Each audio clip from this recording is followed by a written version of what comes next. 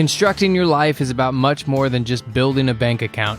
Each week, join real estate entrepreneur and mindset coach Austin Linney as he interviews guests who are constructing their dream lives and impacting the world around them on a daily basis. If you're an entrepreneur or wanting to start a business, or you just want to hear motivating stories of how others have overcome the odds, you are in the right place. And now for your host, Austin Linney. Guys, welcome back to Construct Your Life. This is Austin Linney here. We got a good friend of mine, Mr. Alec Lebeck. How you doing, buddy? Doing good. How are you doing this morning? Doing good, my man. So great to have you on here. And why don't you kind of tell us, I know a little bit about your story, but why don't you tell the listeners kind of, you can start with where you want to. I know you've been in real estate. You started young, so you can start even earlier than that, whatever you want. Sure. So a little bit about myself. I do real estate investing and wholesaling. I'm also an agent based out of the Phoenix market here.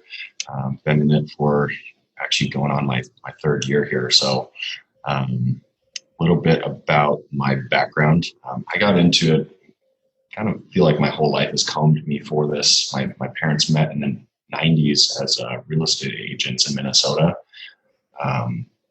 From there, my mom, she always kind of put in me like the seed of the path to wealth through real estate, whether that's buying your first house and renting out all your rooms to your buddies in college or something of the like. We renovated our house when I was young as well, and I took a big part in that. My God, that was hard work. I kind of always had it in the back of my head that I wanted to be a businessman or a landlord of a sort, or maybe a mixture of both. And that's kind of where I'm heading right now. I had a couple friends that I met that were in the same industry. Some of them I worked with in the same company when I was in hospitality and restaurant management. And they both left the industry and got into real estate at a young age. One was 22 at the time. The other one was 25 or something like that. Up until that point, I really didn't know that, it was possible for, a young kid to go into real estate, at such a young age. So that was kind of like a light bulb right there for me. And it always was kind of in the back of my head, a couple years following those friends leaving the industry that I wanted to go into it. And, where I kind of made the shift was my mom had passed away. I think this was 2.5 years ago. My mom, she came down to visit my sister and I. She ended up passing away. She had a long battle with cancer. And at that point, I just I went to a really dark place, but I also started losing a lot of the fear of taking risks and going after my life. And I thought of the best way to put this morning when I was in the shower. I have a lot of shower thoughts. So I was like, my mom's end of her life was really the end of my previous life and the start of my new life. And it sucks that, it had to come out that way where, I had to have a huge life event to spark me to go and do something else. But it was what I consider the best, worst thing that ever happened to me, or happened for me, I guess. I try and not say happened to me, because everything in your life is really happening for you. After that, I ended up signing up for real estate classes, got fired from my job a week later. And I was like, well, I'm not finding another job. Like I'm just going to do this. How old were you? I had just turned 23 when that happened. So in essence, you burned the boats. Yeah, I did. And there was thoughts of, maybe I should get something part-time and just maybe bartend, not have like a full commitment of managing, but just something part-time to keep the bills paid. And the guy that mentored me as an agent, he was our team lead. He told me the story about burning your ships. And then I was like, all right, well, yeah, I'm not getting a job. I'm going to figure this out, and I'm going to work my ass off until I get some deals to pay, for all of this. And so, yeah, I started. So you leave the restaurant business, which powerful. Your mom, that story about your mom's life ending and your life beginning, and the fear kind of just dissipated. And just to harp on that for a second is that it shouldn't take, even though it does most of the time, it shouldn't take a life event like that to appreciate the people around you or make the decisions that you need in your life in order for you to ultimately be happy, right? But ultimately, as humans, we have a tendency to distract or put aside until something really just snaps the shit out of us. Yep. And I commend you for making that shift, even though in the midst of turmoil, in the midst of grieving, you decided that you were going to turn this into a positive, which I think is beautiful. So you jump into the real estate. You have no idea where your deal is going to come through. What happened when you start? Because a lot of the guys that listen to my show are younger investors, so they want to know, what happened. Sure. So I, had like a month of training first, and then started hitting the phones, and the deal didn't come. So I got fired April 23rd. I know the exact date. I was licensed within 5 weeks of that. And then I started with Stunning Homes in June, and I didn't get my first deal, like actual deal, until the first week of September. Yeah. And it didn't close until October. So I had from April 23rd, my last paycheck, until October 6th, I think, is when that first check actually hit. How did you live? I was very fortunate that my mom taught me how to be very frugal and how to save money. So I've always just been a really big saver. By the time I was like 16, I had it was like $8,000 of my own money, just like that I had saved from working up, through my entire life. So I learned how to save, and I was just living off my savings, and, got into credit card debt, and that was fun. So, but so do they say, just like I think in investing, the first deal is the hardest? Or was there a big gap in between the second one? Or, what was the feeling when you got that first deal? Did you feel kind of proven a little bit, like I can do this, right? Yeah. So, and that was when I was just an agent.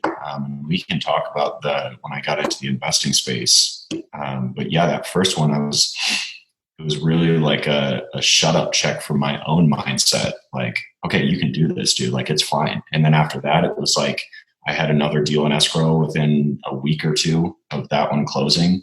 And that was pretty good check coming my way, and ended up turning that into another listing and spiraled. The thing that's never talked about in real estate and investing in general, and the reason I'm bringing this up is because me and you hung out a bunch, and we'll get to that part later.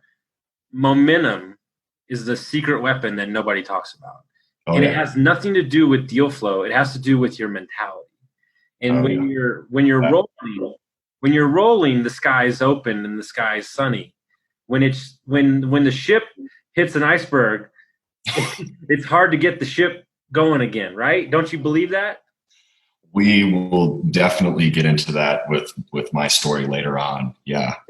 That's what I try to tell these new guys. Like, it took me 7 years and 8 bad deals that fell apart the day before closing. And I was convinced that I'm never going to buy a house, like, ever. And then, true story, I bought a house without my ex-wife seeing it. Like, we didn't even know, I'm not kidding you, we didn't even know that the master didn't have a closet in it till the day we bought it. We didn't even know.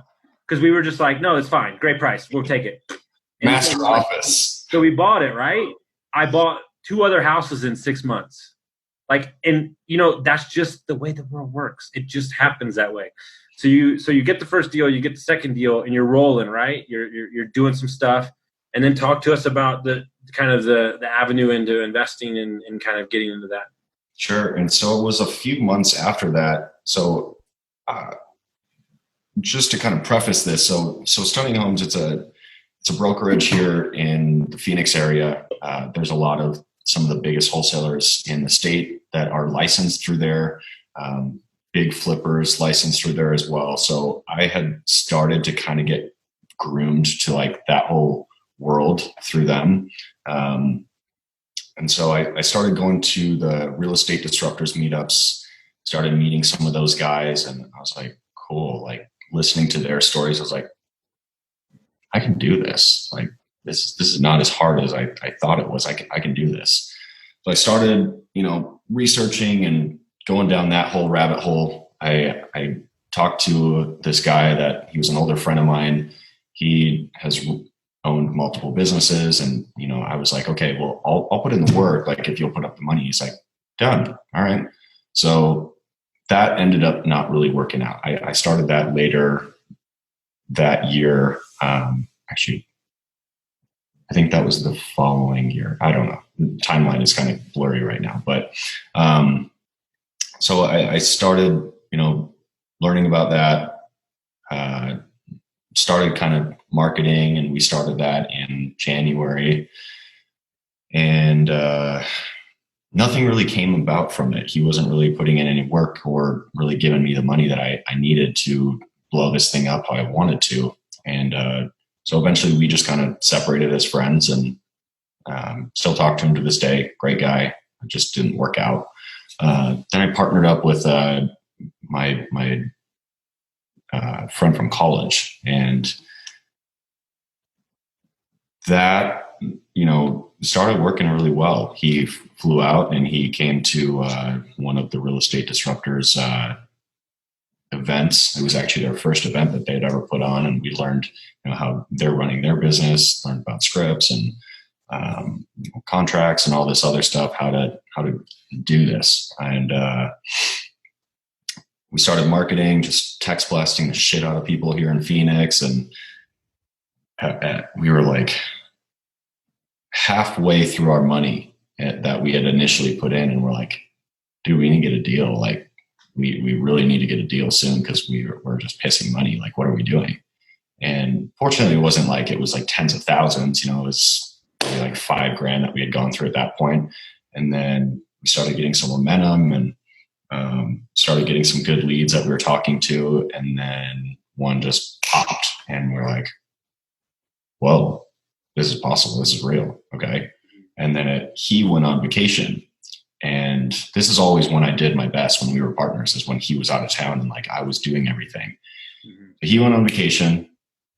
I popped another deal the next week and called him when he was on vacation. I was like, hey dude, like I just put a $10,000 deal in escrow. We were there hard at $13,000 deal in escrow. And then I called him the next week and I was like, hey dude, I just sold a $30,000 deal. He's like, what? He's like, what the fuck, dude? And he gets back from his trip and he's like, yeah, I think I need to move out there. And so he started figuring that out. Called him a couple days or a couple weeks later. I was like, hey man, so I just put another big deal in escrow. I kind of need you out here. So how much was that one? How much was that one from? I think it was 19. We were actually supposed to make 38 on it in the original. So if my math is correct, off 4 deals, you're somewhere around $70K. Yeah. Okay. More than most people make in a year. Yeah. Yeah. It was wild. And I was like, wow, this is real. This is awesome. Like we started scaling and just built a foundation on a house of cards. We started hiring people, and we really didn't know how to manage them, and we really didn't know like what they needed to be successful. Like I'd gone through a lot of personal development. So I started like trying to put that down their throat, and some were receptive to it, others weren't. And so that was another battle. But yeah, once we started scaling, it was like I stepped away from prospecting, and I was trying to grow the business, trying to do acquisitions, and then the momentum kind of stopped because we grew it too quick. And I was like shit, like we need to get another deal. Like where's this going to come from? And then we had like a dry month, and then we started popping deals again, and then another dry month, and then before you finish off that story, because I know where it's going, let's talk about what happens on the regular basis with new entrepreneurs, because I'm guilty of it too. You're building the plane as it's flying, as my mentor would say. Yep. You're thinking that everybody else signed up for your accountability program. and right? Because you see it so clear. Like I get up at 4:30 in the morning. I'm crushing my day. Why wouldn't you want to? Right. The disconnect between what a leader is and what a leader should be doing is so far from what people think. It's not even funny. Right. And so if you were to look back on it and you were to be self-reflective on yourself, what should you have done that you didn't do, and what you wish you would have done when you were building it in the beginning? Sure. That's a good question. And I've pondered on that a lot. I wouldn't have tried to start scaling as quick as we did. I would have, kind of worked on getting us more stable and then building infrastructure first for like a hiring process and for, a full onboarding packet and training videos of how to do everything, and put together everything there first, built like the systems, save yourself some time, energy, and money. And I think that's one of the first things. Second would be finding the right people, because some of them were a really good fit, others weren't. We had one guy that he was just an appointment setting machine, and I should have spent more time developing him. And that was kind of a downfall, is that I didn't spend enough time working and training with them. I was like, okay, here's the script. We'll work on it once a week, and then, you're self-sufficient. It should have been a lot more accountability, and here's your benchmarks. This is what we want you to hit. This is how many leads, not just this many calls, but this is how many leads we expect out of you every week. And if that doesn't happen, this is what we're going to have to do for a consequence. So yeah, I think that would be another thing. Still trying to figure out, how to build a more effective team. So you're riding the wave, you're hitting the valleys, you're hitting the peaks. And kind of when I came to Arizona the first time, a couple months ago, what happened when the virus hit and the business got out in front of itself? Like what were kind of the atom bomb, you would say, in your business, kind of the things that took place? So we were running really hot. I had most deals I've ever had in escrow. We had 10 contracts that we were working on, and some of them we were actually going to keep. The other ones we were trying to wholesale. And it was like we kind of got hit out of nowhere with the whole COVID thing. It was like one day everyone was buying and like we could get, long-term money. And the next it was like, we're not buying those kind of deals anymore. So it was a lot of going back to the sellers and trying to renegotiate. And if they didn't renegotiate, cancel. And so we got our earnest money back, and just explaining to them, this is what's going on with the investor world. And so we had 2 of those 10 closed, and all the other ones fell apart. And I was so attached with my self-worth and my mindset to how the business was doing that once the business shit, my mindset shit. And it was like I was already kind of going through like a burnout path, because I was very intense when I get into something. I focus on it. I go 100 miles an hour into it, and I want to redline the Porsche. It's, I don't like just gradually breaking the car in. Like I want to redline it right away. And so that was what I tried to do with the business, and you can't do that. And so I was also doing that with myself, getting up super early, 3:30 in the morning for a long time. I was getting up at that time and running a routine and not really sleeping or catching up on my sleep. And so I started getting mentally burnt out, and I was in the sales rut too. I couldn't get some of the deals to close that I thought were closable deals. And so that put me in like this whole, like, am I even supposed to keep doing this? Like, do I need to go figure something else out? Should I go back to selling real estate? Like, what should I do here? And I got a front row seat to that party. Yeah. So, because we were spending a lot of time together at that point, and you were in a dark place, and what that the podcast I just recorded, you were playing a zero sum game where you said it already. Your identity was wrapped up in the success of the business, and instead of your why and your goals being so much greater, it's just building a lifestyle, right? And that's what happens with people because they just get knocked down, and then it just is like this massive domino that just chips away at every little part of your life. And it's not like Alec, the person doesn't want to do great. But when, like, I'll use it as a reference point, as when the cruise ship hits the iceberg, how quickly do you get back up? But that's not even the end of it, baby. Because I got a phone call a couple weeks later and it got worse. So COVID hits, your business is falling apart. You have to start letting people go. And then what happens next? Sure. And that was tough, like making that decision to, we let go 5 people, I think, and just went down to me and my business partner running it. And I was kind of struggling to get my energy back. Like I felt like I wasn't me.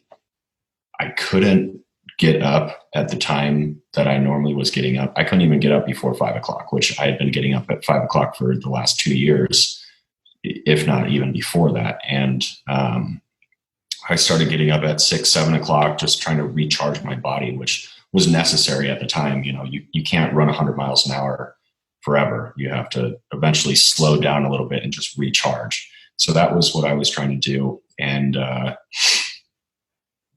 then, that phone call that you got, it was, I also run a mastermind with 10 or 15 real estate investors here. And I was at that. And then I got back to my office and went and said what's up to my business partner. And he had actually just gotten a job a week before. And lo and behold, he never told me that he was going to be getting a job. He just got the job. And then I found out because I saw his computer in his office. He's like, oh yeah, I didn't want to tell you yet, but I got a job. Okay, whatever, no worries. It's like, I'm still going to do this. Don't worry about it. Well, a week later, when I got home from the mastermind, I sat down in his office, I was eating my Chick-fil-A, and he's like, so how you doing, man? I was like, I'm good, just trying to bounce back. And like, cool. Well, I don't want to do this anymore. I was like, well, what do you mean? He's like, I don't want to do this anymore. Like,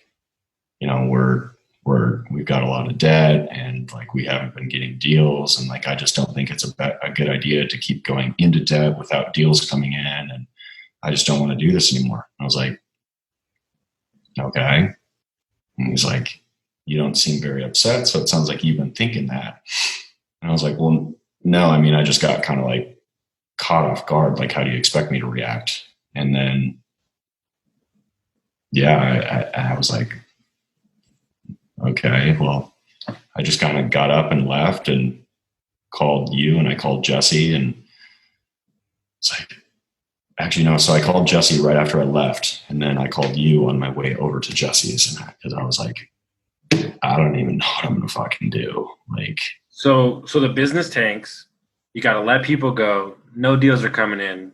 You're not waking up when you're supposed to. You're mad at yourself, and then to the resistance, you get a right hook right in the side of the temple because you are me. And when you pour yourself into something, you pour it 130%. And I've dealt with this last year too. I lost a lot of money for the first time in my life. And you don't understand how somebody that you're in the foxhole with can make a decision to walk away from the foxhole. We're going to fight and we're going to get back to even or whatever we're going to get to. It doesn't matter. You don't have to be together forever, but at least get us back to even, right?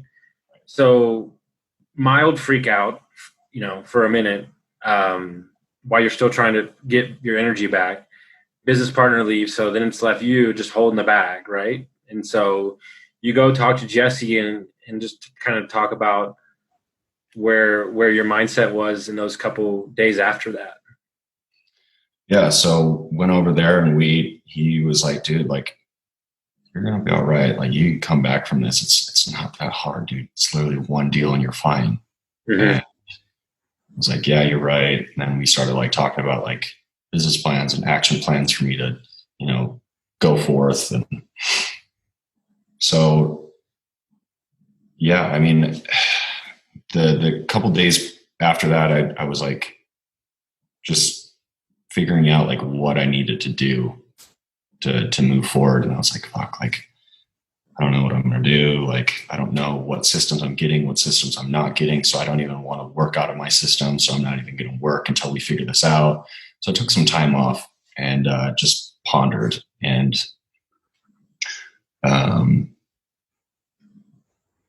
yeah. And then I ended up just moving all my stuff out of the office and moved, all my stuff back to my house. So I have a home office now. And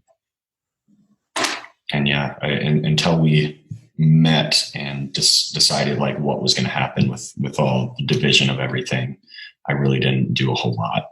I was like kind of shocked. Yeah. So go ahead. Yeah. And we didn't get to this part yet. So we decided we're like, nobody's going to touch the money. We're not going to do anything, as far as dividing everything. We'll wait until we meet and do our mediation. Well, I logged into my Wells Fargo account that next week, and we had 8 business accounts, doing like the whole profit first model.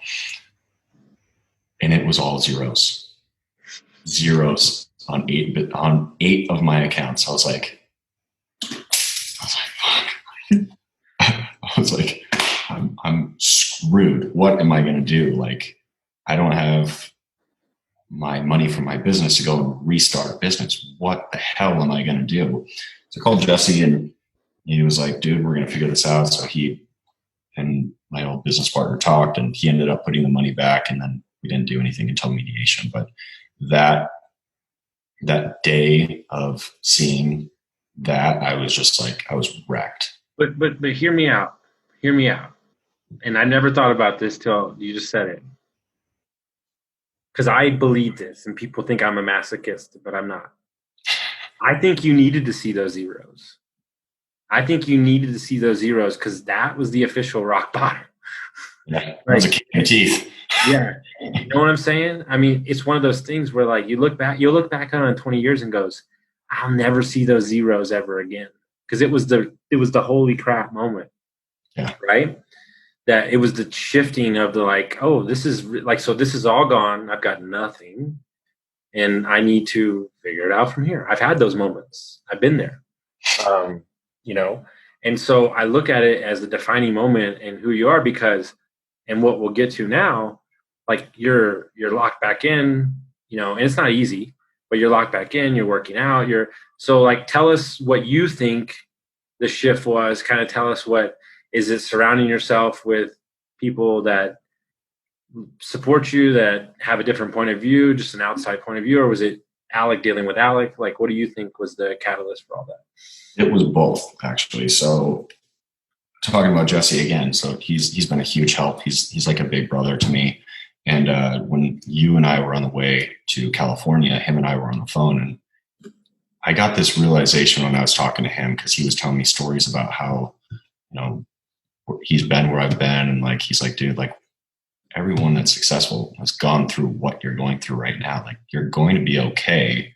And you are exactly where you're supposed to be at in life right now. Actually, no, that was from a different mentor. Mm-hmm. But I realized that like everything was going to be okay. And like, I was supposed to be going through this stuff because it's preparing me for what's next. And then I hired a couple, went through like this coaching program with my 2 mindset coaches. And when I was on the initial call with them, I was telling them what was going on. And they're like, what's really cool about this? You are exactly where you're supposed to be at in your life right now. You're not supposed to be any further along. You're not supposed to be behind anything. You're supposed to be exactly where you are right now, because that's preparing you. And it was that realization that I live too much in the future and too much in the past and not enough in the present. And, I'm naturally a visionary, so look into the future, but that also swings you right back into looking at the past. So if you're always looking to the future, you're always going to bring yourself back to where you are because you're on this pendulum. And so it was kind of those two conversations. And then you and I spent a lot of time together, and, got to hear your viewpoint, and you encouraged me a lot of, that everything was going to be okay. And, so I think it was that, and then getting myself back onto like a dead set morning routine. I started, following the program of what my coaches were teaching me as far as like getting back to your morning routine and like setting up your day for success every day. So every day I do this must crush list now. And then I booby trapped my life by setting a series of alarms that go off throughout my entire morning routine. So I don't even know like how I could tell you how it goes, but like really my morning routine walks me through it itself. It's alarm to alarm to alarm to alarm to alarm. So I don't have to think about it. And it's one less decision that I have to make every morning. So getting on that, and then just being like that traumatic life event that's like, it jars you out of your pattern. So it's your pattern interrupt that took me from, okay, I was comfortable, like, even though the business wasn't doing great, like I was like, okay, we're going to be fine. Like with that. And it was like, okay, now you don't have somebody else to rely on anymore to help like carry some of this weight. It's all on your shoulders. And the only one that's going to figure this out is you. So you have to keep moving forward, or you have to go get a job. Which one do you want to do? And I'm a terrible employee, horrible employee. So I really think that you would be the worst employee on the planet. Yeah. Horrible employee. Literally told my last boss to fuck off because she was pissed and she was screaming at me, and that's how I got fired. And so you're back in your morning routine. You're getting your thoughts right. Yep. This last deal that you had, was that the first one since the breakup, or? Second. Yeah. So I had a land deal that I was working on, and then. So the first one after the thing, you got back locked in, you started getting back in your systems, and you decided you were going to go off on your own. Yep. And then what was the first deal for? It's a land deal for like $4,500. $4,500, and then the second one that just happened, what was that one for? 30 grand. Yep. See, guys, like the rainbows aren't shining, and the road's not gold, but at least his ass is out of the fire, and that's right. Because he didn't mail it in. He's put in a ton of work. And I'll be honest with you, like I've never said this to you, but those couple weeks, man, you were flailing, like you were just all in your head, and I respect that is part of that's okay. And I think that's me as a coach is really hard for me to see that, because I was that way for so long, but I have to understand that everybody's on their own path. Right. And so that was part of your path. And guess what? It won't be the only time things go bad, but now you have a deeper understanding and a stronger mindset around not spiraling, right? And I think that's really the key, because I was like, when I spiraled, like we're talking about weeks and months. We're not talking about like a day or two. Right. Now I can yank myself out of it in like an hour or two, which I think is pretty cool. Yeah.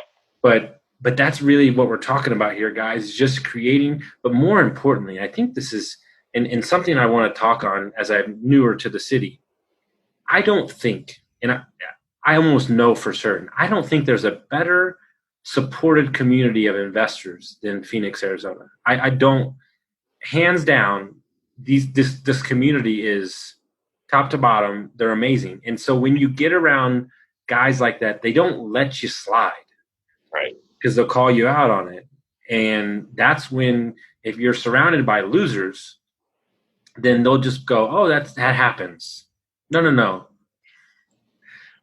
Yeah, that just reminded me, you were in the mastermind where I got called out by everybody. Yes. All on my bullshit.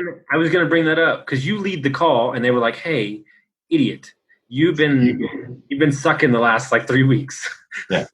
What's going on with you? Where's Alec? Like, you're not yourself. what, like, you can and that do is surrounding yourself by people that will hold you accountable and not allow you to just placate, and not allow you to just kind of skate. And that's what we do.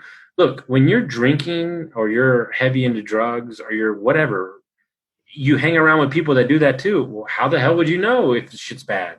Like, they're getting drunk at 2:00, 10:00 on a Wednesday too. When you hang around people like we hang around with, who are just straight killers, but are still family men first, the excuse train does not slide by them. They won't let it. And go ahead. Yeah, and that's incredibly true. And it was a really humbling experience for me. I never really came from money. My mom, she went through foreclosure and bankruptcy back in 2012 or something like that. Grew up with a single mom. My dad walked out. And so I made a lot of money, but not from things that are good for you. But once we started really doing well, and it was like, I made $80,000 in 2 months, I was like, I'm the shit. Like, I can keep this up. Like, so your ego starts going, like, when you start making that kind of money that quick, especially if you don't come from it and you're not used to it. And so, as we started doing really well and started making more money, my ego got bigger and bigger. And then all this downfall, it popped. And it was like, yeah, I mean, I got leveled completely and humbled, which was actually something that I feel was really good for me, because it reminded me that that's not who I am. I'm not this guy with a big ego that thinks he's the shit. I'm a humble, caring human being that just, I love people, and I love the people that are in my circle. And I'm just constantly trying to better myself. And you can't better yourself when you're focused on your ego. 1,000%. And it's not until, like, somebody asked me a question the other day, a good friend of mine, I've known him forever. He's 41. He's picked me up like 3 times during the bad shit. He asked me a true question, and I don't have the answer for it, but I have my own statement. He said, can you truly be successful in life if you haven't got knocked the fuck out?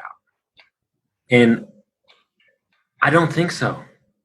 Because, like I said something earlier on a podcast, and I believe this, I'm unstoppable. And it's not an ego thing. It's literally that no matter what obstacles you throw up, dude, alcoholism, homeless, divorce, drug addict, what else you got?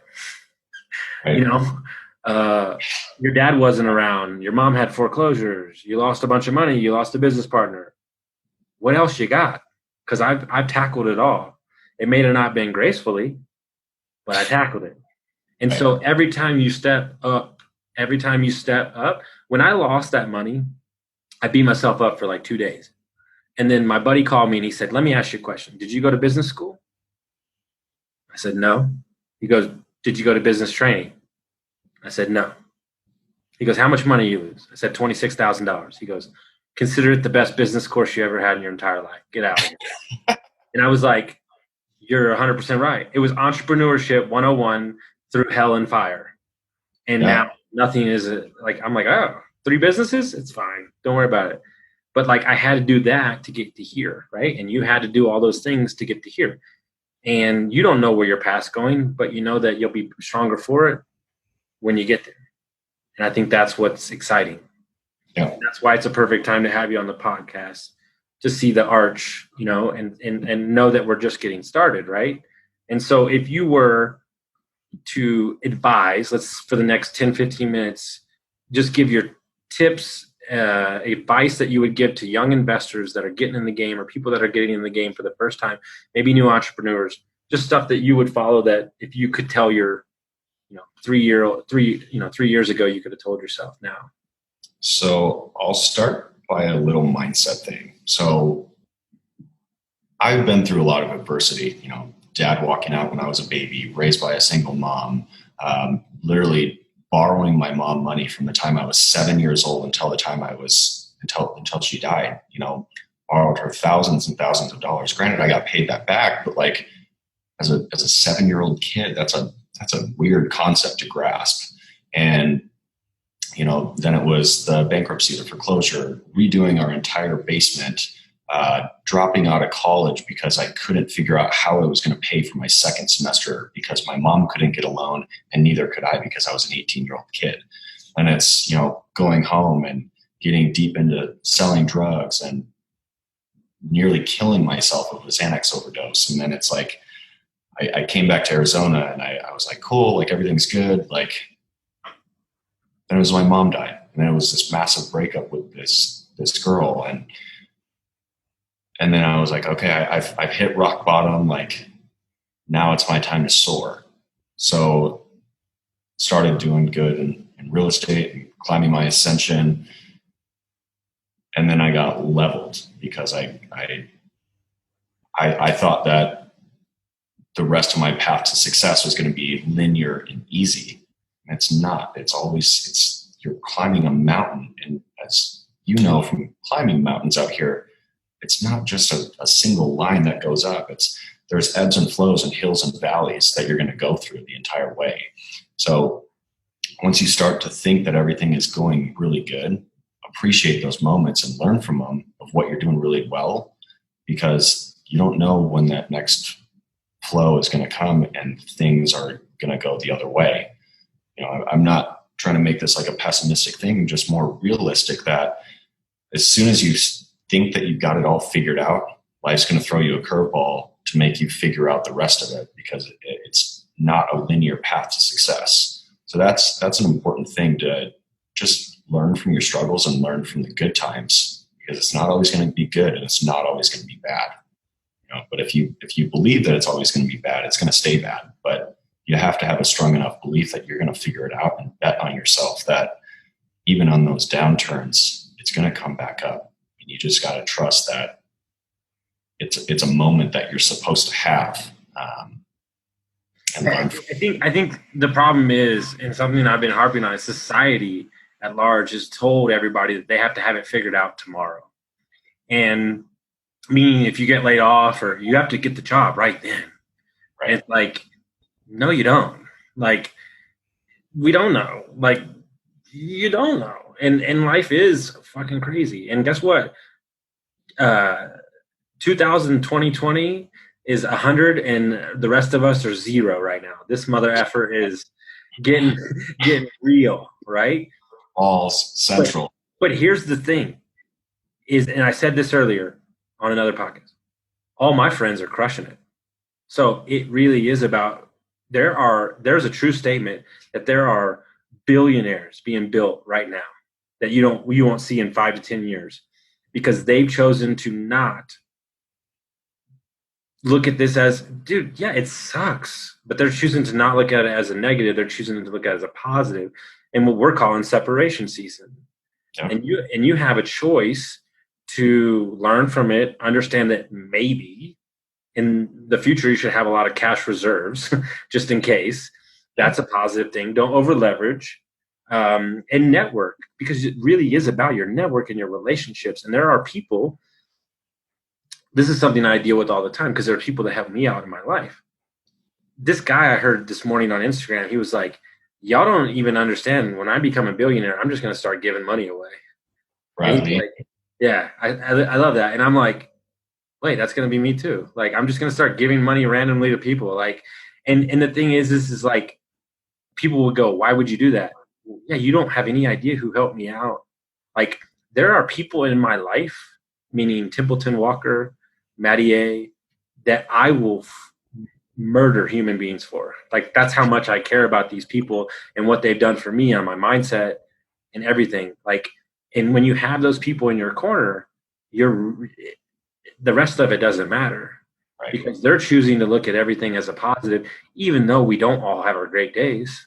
Like, but we're gonna say, okay, you know what, today wasn't great, but we're gonna get up, we're gonna do it again, and we're gonna do it again, and we're gonna do it again. And so, as a young investor, dude, I get it, man. That first deal is a nightmare, and you just want to eat, and you don't want to be turning tricks out on the street. I get it. But if you surround yourself with the right group of people that are talking positive, pushing the narrative forward, I guarantee you that the wheels will start turning. And that's what we're saying, guys. That's the whole conversation, is to keep the ball rolling forward. Yep. And so going back to the advice for newer investors or people wanting to get into it. So I learned a hard mistake. I was taking all the money that we were making and reinvesting it back into the business.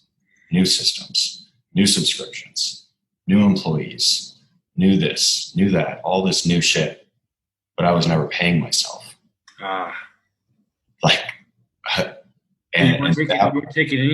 how are you living? So we would take distributions every once in a while, but it wasn't like every week or every 2 weeks or every month we were getting a check. It was like, we'll get a check when we get a check. And then we read profit first, and that changed. Thank God. So that's a big one. I mean, even if it's 10%, pay yourself something, because if you're working and you're doing all this, but you're not bringing any money for yourself, you're eventually going to get burnt out and frustrated because you're not making any money, but you're generating all this activity and all this energy into building something. So pay yourself something. It doesn't have to be $1 million, but if you're paying yourself 10% of the deal that you do, and that's sufficient for you, you got to figure out what works for you and your business. And if you have a partner, figure out what's going to work for the two of you. And that kind of brings me to my second point of defining what your own success looks like. Not what the world is telling you, not what you're seeing on Instagram with the guys with the fucking Lambos and the mansions and these huge 30 people operations. You got to figure out what your nut is. And this is one of the things that I did a few months ago was I laid out my dream life personal budget. It has the car that I want in there, the house, I want to be able to go and get massages every week, go and shoot guns and take golf lessons and put money aside for savings and long-term savings and rainy day funds and travel funds. And so I figured out what that monthly nut is, and then figured out what I need to make in my business to make that happen. So, a lot of people, I was guilty of it for a long time. I would watch, these big gurus in my industries driving their Lambos and having their huge teams. And I thought that's what success was. I was like, they're making $250,000 a month. That's success. It's not. Unless that's what you want, that's not always success, because that's covering your financial side. But you got to look at, okay, they're making $250,000 a month, but what are they spending every month to get that? Probably $200. So they're netting $50,000 a month, and they're having this huge team. Why can't I just go out and create something where I can make that $50,000 net per month and do half as much volume, 1/10 of the output? It's possible. It's extremely possible. It's just run a smaller, leaner team and generate, systems within your business that you don't have to have all these people, because that's where it's going to kill you, is if you're trying to rev it and you're way overspending. So really defining what your own success looks like instead of what everybody else is trying to tell you what it looks like. Because for me, I'm 25, I'm single, I don't have kids, I don't have any responsibilities besides me and my dog, and I don't have very many bills. Like, I don't need to make $250,000 a month. Not saying I don't want to, I do, but that's chapter 5. I'm on chapter 2 right now, So first, defining that. Next thing I would recommend is getting coached. It might be a little bit more money than you want to spend at the time. I get it. But what if you can shortcut that learning curve from 3 years down to 3 to 6 months, because you spent the money to invest in it? And not every coach is going to be the right coach to hire. You got to look at them and what they have going on in their operation, but also in their life. And I said this on another podcast, is, you can look at this guy and he's got a really successful business, but he's a very unhappy fat slob. I'm not saying there's anything wrong with that, but if you're somebody like me that's like, very active, very driven, I want to have a balanced life, you'll learn from them how to run a successful business, but you'll become a workaholic, and maybe that's not what you want. So you have to look at the mentor that you're hiring from all around. Is this somebody that I want my life to model after? If I was to become what that person has and we were to swap shoes for a day, would I be happy with that life, or would I just be happy with the income? So it's that, and not every coach is going to be right. You got to also make sure that they practice what they preach. I mean, there's some people in the real estate industry, unfortunately, that are, mentors and coaches, but they don't actually do deals. They're gurus. Watch out for those. You got to watch out for those type of people. The next thing I would say is spend lean. You don't need every subscription. You don't need every system. You don't need it all figured out right away. Don't overspend just to make it look like you have a successful business. And that's a mistake that I had. I had every fucking subscription you could ever want for pulling lists and multiple dialers and, this subscription, that subscription. I was paying this person's salary, this person's. And it wasn't necessary for the number of output that we were doing. You got to watch what you're spending, because it's not how much you make, it's how much you keep. And I think that's something that a lot of people don't recognize in the beginning, is that you can make $50,000 in a month, but if you're spending $45,000, you're not going to sustain that business. It's going to crash. Done it. Been there. Learned from my mistakes. The next thing would be just staying focused. It's really easy, especially in this industry, to have shiny object syndrome and go from seeing this person doing this marketing to this thing. And then this person is selling this product and this person is selling that coaching program and this one. So you're jumping around to doing all these things, but you're not really going deep into anything and learning from it. You're just learning surface knowledge or doing something on a surface level versus going really deep into it. So the next thing I would say is persist. That was a really big one for me a few months ago. Is, persistence it's not always the easiest thing. I mean, when you're in the heat of the fire, you feel like it's never going to stop. You're like, you're looking around and everything's flames all around you. And you're like, okay, well, where's the door? How the hell do I get out of here? And you're like, do I just lay down and just let the fire take me over, or what do I do? And it's not always easy to keep going through that fire and pushing through, but the only way out is through. So I love it. Those are amazing. This is going to be a great clip everybody can listen to. I just wanted to tell you, so we have it recorded, I am super proud of the man that you are, regardless if you had a father or not. You make me proud every day about fighting back in the business that you're creating. And I want to tell you that you're extremely supported in the community, and we appreciate you. And I just want to tell you to your face that thank you so much for the friendship. I really appreciate it. And it's really great to have a front row seat to watch you fight back and get through all that stuff and still crush it. And it won't be perfect all the time. And that's okay. And we're still going to do it together, and we're going to grow together. It's going to be awesome. So I just want to thank you so much. Tell them how they get a hold of you. Tell them if they want to get in contact with you or learn anything. How do they get a hold? So I would say the best way would be my Instagram. That's where you can find me pretty often. It's Alec, ALEC _Lebeck, LEB as in boy, ECK. Send me a direct message on there.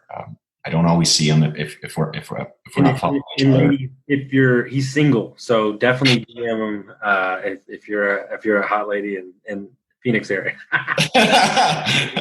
I'm just kidding. He doesn't. Women stay away. More importantly, he needs to. Yeah, I'm on a hiatus right now. Yeah. So yeah, that would be best way to get in contact with me. I don't always see messages right away. I delete my Instagram app throughout the entire day so that I stay focused. So that's another key takeaway that maybe a lot of the listeners could learn from is, it's hard to stay focused when your phone's buzzing all the time. And if you can eliminate 1 or 2 or 3 of those apps during the day, it makes it so much easier. Like for me, I'm such an Instagram addict that no matter where I place it in my phone, as soon as I scroll up and I go into my phone, the first app is Instagram that I go into. And so the way that I got rid of that trigger is deleting it during the day. Yeah, you just have to hack yourself. I mean, I'm guilty on a lot of stuff, so I've just learned how to hack myself in business with a business partner. So, But dude, I appreciate it so much. Thank you so much for coming on, guys. If you love this episode, make sure you share it with your friends. Thank y'all so much for listening, and I appreciate you, my brother. Thank you for having me.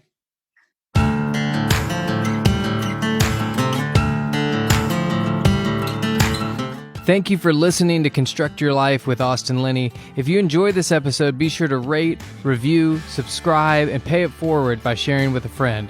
Most importantly, take this opportunity to start constructing your life by taking immediate action on what you learned.